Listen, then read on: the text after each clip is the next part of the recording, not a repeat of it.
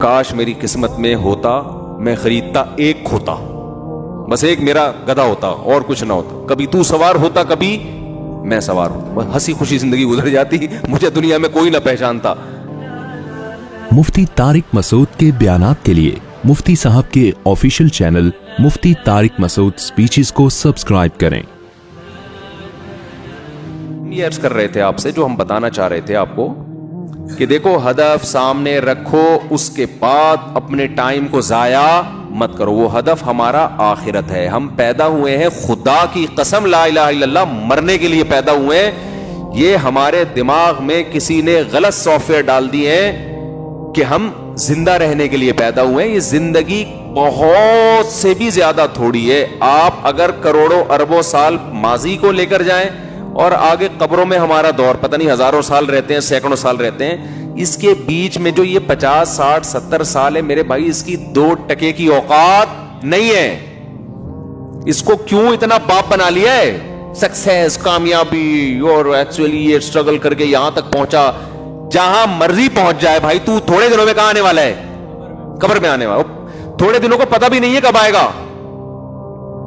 کیوں اتنا باپ بنا لیا اس کو؟ صحت مسلط ہوتی ہے تو صحت مسلط ہو جاتی ہے، دولت مسلط ہوتی ہے تو دولت مسلط ہو جاتی ہے، شہرت اور عزت کی چاہت مسلط ہوتی ہے تو وہ مسلط ہو جاتی ہے۔ مشہور ہونے کا شوق، پاگلوں والی حرکتیں کر رہا ہوتا ہے مشہور ہونے کے لیے۔ ایسے بھی یوٹیوب پہ آپ کو لوگ ملیں گے، مشہور ہونے کا بہت شوق ہے، سمجھ میں نہیں آ رہا کیسے ہو جائیں ہم۔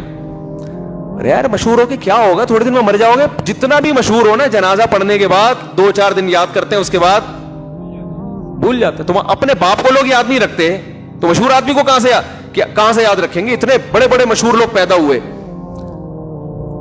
اور ایسے ایسے مشہور لوگ دنیا میں پیدا ہوئے ہیں نا کہ ان کے پہ لوگوں نے جانے دیے ہیں۔ جب ان کا قصہ ختم ہوا تو مارکیٹ سے ان کی شہرت بھی ختم۔ اور مرنے کے بعد مشہور ہونے کا فائدہ بھی کیا ہے؟ مشہور اگر آپ دنیا میں ہو گئے تو آپ کو کیا فائدہ اس سے؟ فرعون اتنا مشہور آدمی ہے نا، یہودی بھی جانتے ہیں، عیسائی بھی جانتے ہیں، مسلمان بھی جانتے ہیں۔ یہ 3 قومیں تو بہت اچھی طرح سے جانتی ہیں، باقی ہندو بھی جانتے ہیں ہم سے سن کے، سکھ بھی جانتے ہیں ہم سے سن کے۔ میرا خیال ہے دنیا میں 4-5 آدمیوں کے علاوہ سب جانتے ہیں فرعون کو۔ کیا ہوا بھائی؟ فرعون کہتا ہوگا یار میں کسی جھونپڑے میں رہتا، کسی جگہ میں چوکیداری کر کے زندگی گزارتا، خدا کی قسم زیادہ اچھا ہوتا۔ فرعون تو سمجھ رہا ہوگا اسٹرگل اور محنت کر کے میں مصر کا بادشاہ بنا، اور یہ ہوتا ہے ایکچولی اس کو اصل میں اسٹرگل کی ہے، محنت کی ہے۔ میری بچپن سے میری ماں کا میرے سر پہ ہاتھ تھا، اور جہاں بھی میں گیا میری بیوی میرے ساتھ کھڑی ہوئی تھی۔ ہر کامیاب آدمی کے پیچھے ایک بیوی کا ہاتھ ہوتا ہے، تو 4 بیویوں کا ہاتھ ہو جائے تو سوچو کہاں پہنچے گا وہ۔ تو اسٹرگل ہوتے ہوتے میں یہاں تک پہنچا۔ فرعون سے کوئی جا کے پوچھے تو فرعون کہے گا کاش میری قسمت میں ہوتا میں خریدتا ایک کھوتا، بس ایک میرا گدھا ہوتا اور کچھ نہ ہوتا، کبھی تو سوار ہوتا کبھی میں سوار ہوں، بس ہنسی خوشی زندگی گزر جاتی، مجھے دنیا میں کوئی نہ پہچانتا۔ یہ جو آج چترول لگ رہے ہیں، النار یعرضون علیہا غدوا وعشیا، قرآن کہتا ہے آگ ہے جس میں صبح بھی جلایا جا رہا ہے اور شام کو بھی۔ وَيَوْمَ تَقُومُ السَّاعَةُ، اور جس دن قیامت قائم ہوگی، أَدْخِلُوا آلَ فِرْعَوْنَ أَشَدَّ الْعَذَابِ، کہا جائے گا اس سے بھی زیادہ سخت عذاب میں فرعون کو داخل کر دو۔ وَإِذْ يَتَحَاجُّونَ فِي النَّارِ، اس وقت کو یاد کرو جب یہ آگ میں چیخیں گے، چلائیں گے۔ فَيَقُولُ الضُّعَفَاءُ، فرعون کے جو ماتحت درباری تھے اور جو اس کی رعایا تھی، وہ لوگ کہیں گے رَبَّنَا هَؤُلَاءِ أَضَلُّونَا، اے اللہ ان لیڈروں کی وجہ سے ہم اس آگ میں جل رہے ہیں، اس لیڈر کو ہم نے فالو کیا تھا۔ فَآتِهِمْ عَذَابًا ضِعْفًا مِّنَ النَّارِ، اے اللہ اس کو دگنا عذاب دے۔ قال لكل ضعف، اللہ کہے گا اس کو بھی تمہیں بھی پورا عذاب ملے گا، اس لیے کہ اس کی دعوت پر تم نے دل سے لبیک کہا ہے، مجبور ہو کے لبیک نہیں کہا تم نے۔ مجبوری کے حکام تو یہ ہے کہ وقال رجل مؤمن من آل فرعون یکتم ایمانہ، فرعون ہی کے دربار میں ایک شخص مسلمان ہو گیا تھا، مجبور تھا، ایمان کو چھپا لیا تھا اس نے، اس کو اللہ نہیں جہنم میں ڈالیں گے۔ کوئی غیر مسلم کہتا ہے میرے ماں باپ کافر ہیں تو میں مجبوراً کافر ہوں, میں اسلام قبول نہیں کر سکتا, مجھے مار دیں گے. بھائی اسلام نے آپشن دیا, چھپ کے مسلمان ہو جاؤ. کتنا بڑا آپشن دیا اسلام نے, دل سے آپ مسلمان ہو جاؤ, چھپ کے کلمہ پڑھ لو. دنیا کو نہیں پتا کہ آپ مسلمان ہو, لیکن اللہ کی نظر میں آپ کیا ہو گئے, مسلم ہو گئے. کتنا زبردست آپشن دے دیا. تو اللہ کہے گا یہ آپشن بھی تو تھا تمہارے پاس, اس وقت تم دل سے کافر تھے. کیوں؟ تمہیں حکومت فرعون کے پاس اور موسیٰ کے پاس حکومت بھی نہیں اور پیسہ بھی نہیں. تو اللہ کے ہاں میرے بھائی کامیابی کسی اور چیز کا نام ہے, فرعونیوں کے ہاں کامیابی. آپ کہہ سکتے ہیں وہ تو ظالم تھا, ہم ظالموں کی حمایت تھوڑی کر رہے ہیں. اس کو جو فخر تھا نا فرعون کو, وہ اس پہ نہیں تھا کہ میں ظالم ہوں یا عادل ہوں, فخر اس پہ تھا کہ میں دولت مند ہوں. تو جو چیز کوڈ کرنے کی ہے وہ اس کی دولت, عزت اور شہرت. 3 چیزیں دنیا کا نام ہے, 4 چیزیں, دولت مل جائے, صحت مل جائے, عزت مل جائے, شہرت مل جائے. کوئی 5ویں چیز کی خواہش ہوتی ہے انسان کو؟ وہ 4 شادیوں کی وہ صرف ہم لوگ ہی رہ گئے, 2-4 آدمی. ورنہ ہر انسان کی خواہش کیا ہے؟ دولت, عزت, شہرت اور صحت.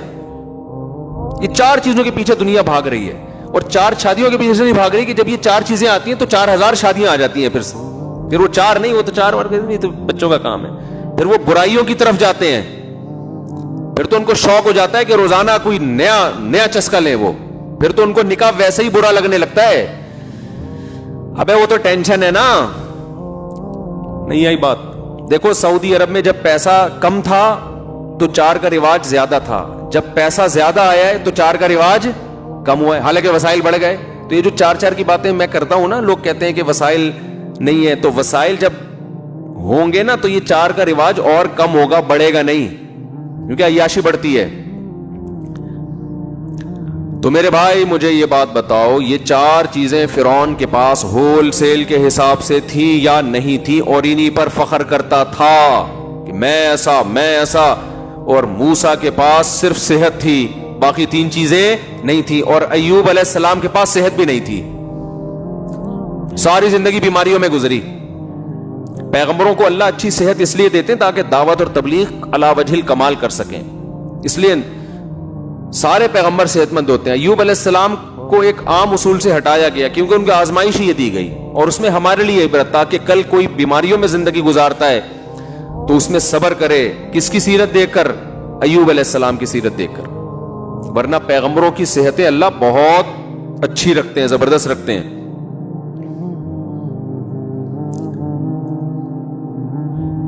تو آپ کا ہدف جب میرے بھائی آخرت ہوگا تو پھر آپ کے لیے اس دنیا کی حیثیت 2 ٹکے کی نہیں رہے گی. مل جائے بہت اچھی بات ہے, نہیں ملے صبر.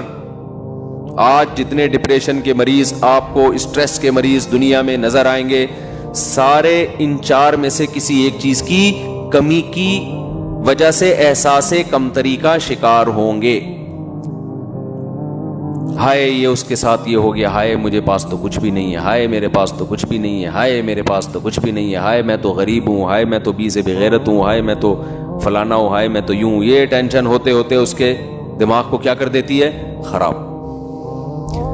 مسلمان کی خوشی دولت میں نہیں ہے, مسلمان کی خوشی دنیا کو مسافر خانہ سمجھنے میں ہے.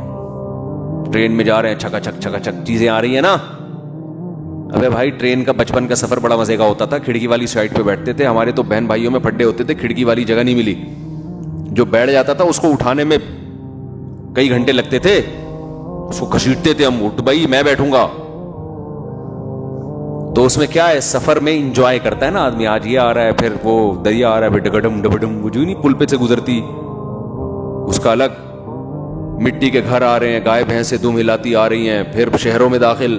تو یہ بڑا ایک کیا ہوتا ہے, اس سے سفر کو بس اتنا ہی انجوائے کر سکتا ہے آدمی. اس سے زیادہ سفر کو لفٹ کرائیں گے تو ٹینشن بڑھے گی. آپ نے مزید لفٹ کرایا کہ کھڑکی اتنی اچھی, سیٹ اتنی اچھی, تو میں یہیں بیٹھوں گا, کیا یہ مجھ سے چھوٹ جائے گی؟ یہ ٹینشن ہے بھائی, یہ بھی ٹینشن. وہ دیکھو اس والے ڈبے میں, وہ بوگی میں وہ برگر کھا رہا ہے اور ہمیں ابھی تک برگر نہیں ملا. وہ بھائی منزل کا سوچ کے, ہم تو چونکہ نانی کے گھر جاتے تھے نا, کراچی سے ہم جون جولائی کی چھٹیوں میں نانی کے گھر جاتے تھے سرگودا. ہمیں خوشی اس کی نہیں ہوتی تھی کہ یہ والی، اس کی بھی ہوتی تھی، اتنی زیادہ نہیں، زیادہ خوشی اس کی ہوتی تھی کہاں پہنچنے والے ہیں، نانی کے گھر، کھلا کھائیں گے تے ننگا نہائیں گے. ننیال میں انسان بگڑتا ہے، ددیال میں سنورتا ہے. رپورٹ ہے یہ. ددیال والے تھوڑا سا وکھری ٹائپ کے ہوتے ہیں، ان کی تربیت کی فکر زیادہ کرتے ہیں، اور ننیال میں ممتا زیادہ ہوتی ہے نا، وہ کھلانے کو زیادہ فوکس کرتے ہیں. تو بچپن میں مشہور تھا کہ بچہ ددیال میں سدھرتا ہے، ننیال میں بگڑتا ہے. تو ہم جو ہے سال کے 10 مہینے سدھرنے کے لیے رکھے ہوئے تھے، ابا نے ہمارے 2 مہینے بگڑنے کے لیے، کہ یہ بھی آپشن ہونا چاہیے نا، کھاؤ پیو. تو وہاں جا کے پھر ہم کھاتے پیتے تھے. اور پہلے زمانے میں لوگوں کے دل بڑے تھے، نانی کے ہاں بچے آگے ٹھہر جائیں تو ماموں کو اعتراض، خالاؤں اور ماموں کا اعتراض نہیں ہوتا تھا. اب چونکہ 2 بچے ہی اچھے، اپنے تیسرا بچہ جو لانے کے لیے تیار نہیں ہے، وہ اپنے بھانجے بھتیجوں کو 2 مہینے کے لیے اسٹے کرنے دے گا؟ یہ فیملی پلاننگ والوں نے دل کیا کر دیے ہیں؟ کنجوس بنا دیے، چھوٹے دل. جو تو اپنے تیسرے بچے کو اس لیے نہیں لا رہا کہ خرچہ ہوگا، وہ بھانجے بھتیجے یا کسی بیوہ سے شادی کر کے اس کے یتیم کو پالے. یہ سب چیزیں مارکیٹ سے شارٹ، یہ جو اس کی اخلاقی برائیاں ہیں جو سوسائٹی میں آ رہی ہیں. ہم تو 2 مہینے جا کے ایسے رہتے تھے، صبح نہ ایسے ہول سیل کا ناشتہ بنتا تھا. اور یہ جب جون جولائی کی چھٹی، اگر کوئی شادی بیاہ ہو گئی پھر 4 مہینے پہلے جا کے پڑ جائیں گے. ٹھیک ہے نا، اس کا اپنا مزہ ہے بھائی. لوگوں کی آمدنیں کم تھیں، دل اتنے بڑے بڑے، تو ٹائم ہی نہیں ہے کسی کے پاس. تو خیر، تو ہمیں منزل کی خوشی ہوتی تھی. تو انسان کی نیچر ہے بھائی منزل کی خوشی. تو آپ کی منزل اگر اچھی ہے، اعمال اچھے ہیں، برائی ہو جاتی ہے، توبہ کی توفیق ملتی ہے، تو لائف کو کیا کرو، انجوائے. ٹھیک ہے نا. ہمارے حضرت مفتی رشید احمد صاحب رحمہ اللہ اتنے خوش رہتے تھے. دیکھو بڑھاپے میں تو انسان کی ٹینشن بڑھ جاتی ہے کہ اب یار اب تو میں دنیا سے چلا جاؤں گا، اب تو یہ ہائے میرے بچوں کا کیا ہوگا، ہائے میرے. ہمارے حضرت کا جیسے جیسے عمر بڑھ رہی تھی، ہم دیکھتے تھے حضرت کے چہرے پہ خوشی کے آثار کم ہونے کے بجائے بڑھ رہے ہیں. اور اس کی خوشی کی وجہ سے صحت اور اچھی ہوتی چلی جاتی تھی. اس کی وجہ سے صحت کیا ہوتی تھی، اور اچھی. ڈاکٹروں کو قریب نہیں آنے دیتے تھے، بس ان کو یہ پتہ نہیں کیا مسئلہ تھا حضرت کے ساتھ. حضرت کہتے تھے میری عمر ہو گئی ہے 78 سال، میں اگر بیمار ہو جاؤں تو مجھے آرام سے مرنے دو گھر کے اندر، ہسپتالوں میں مجھے لے کر مت جاؤ.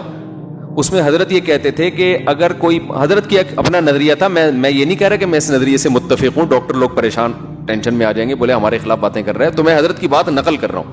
حضرت کہتے تھے کہ حضرت ساری زندگی ڈاکٹروں سے دور رہے. کمال کی بات یہ، اور ایسے سلم اسمارٹ تھے، اتنا اونچا قد تھا، اور ایسا چہرے پہ بڑھاپے کے آثار نظر نہیں آتے تھے. 78 ایئر میں بھی فٹ فاٹ بالکل، کوئی شوگر نہیں، بلڈ پریشر نہیں، ساری زندگی ڈاکٹروں سے دور رہے.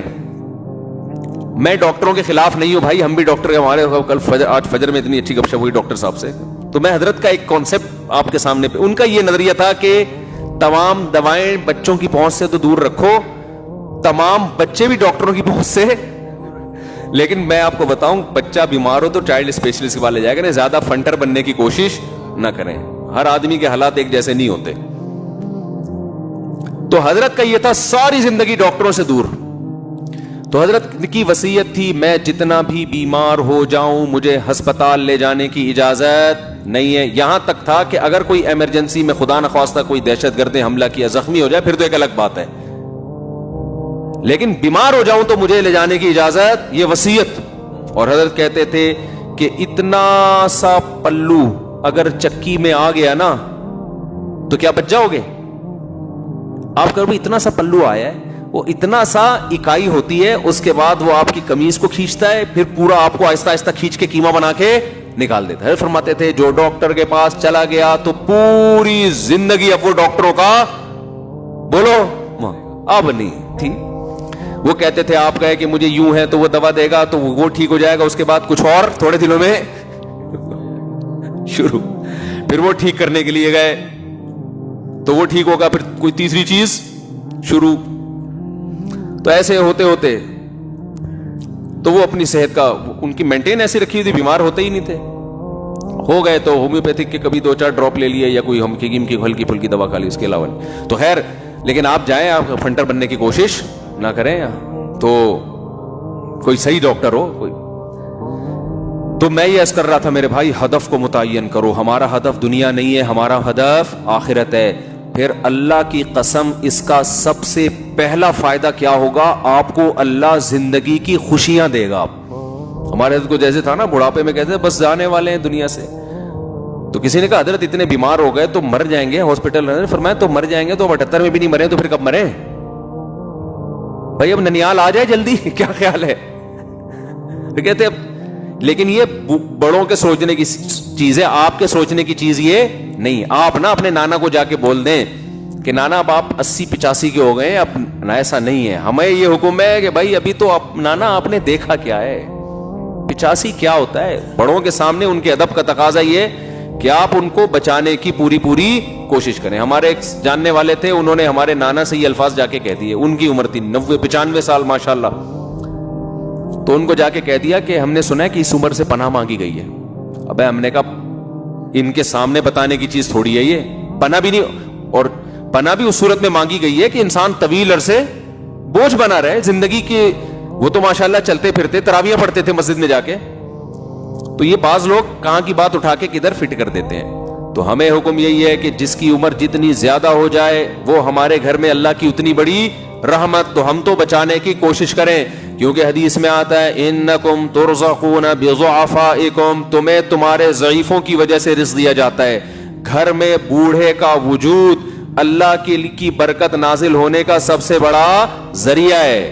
اس کی خدمت، اس کا وجود ہی آپ کے رزق میں برکت کا ذریعہ ہے. تو لیکن خود انسان ہر وقت جانے کے لیے تیار ہے. تو پھر وہ ہم اگلے ہفتے پھر اسی ٹاپک کو لے کے چلیں گے. کیا کریں، ہمارا بیان ہے ویسے ہی چل رہا ہوتا ہے، ٹاپک مکمل ہی نہیں ہوتا. تو اور اس کو چلا دیں گے، کوئی اتنا بڑا مسئلہ نہیں ہے. مر جائیں گے نا بیان کے دوران. زیادہ سے زیادہ یہ ہوگا نا کہ آپ کا ٹاپک کمپلیٹ نہیں ہوا اور آپ کی عمر مکمل ہو گئی، ادھورا ٹاپک لے کے قبر میں گئے آپ. تو یہی زیادہ ہوگا نا. آپ کہتے ہیں بھائی ہو سکتا ہے مفتی صاحب ٹاپک کو 20 سال میں ختم کریں، 30 سال میں، تو ختم ہی نہیں ہو رہا. تو کوئی بات نہیں یار، اسی ادھورے کو لے کے چلے جانا. جو مین میسج ہے وہ تو سمجھ میں آ رہا ہے کہ نہیں آ رہا. تو دنیا دل لگانے کی جگہ نہیں ہے بھائی. اصل کیا ہے؟ آخرت. تو کامیابی کا آپ یہاں فیصلہ نہیں کر سکتے کہ دولت دیکھ کے یہ کامیاب اور عزت دیکھ کے کامیاب.